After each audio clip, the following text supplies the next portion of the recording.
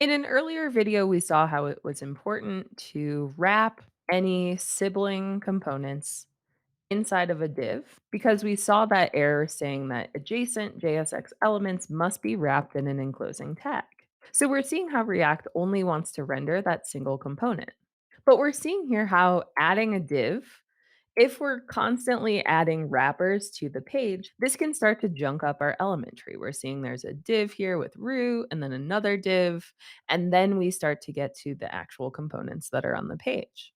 Now, something to keep in mind is that instead of using a div, you can use what's called a React fragment. We can add this by using react.fragment.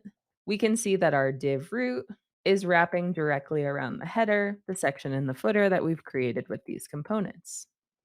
It's also possible to use an even shorter syntax for this, but we have to make sure that we're using specific versions of React. So for now, we're going to keep react.fragment, but later I'll show you how to remove react.fragment and just use this really shorthand syntax. But for now, just know that react.fragment will not add anything to the DOM, but it will allow you to render these sibling components with ease.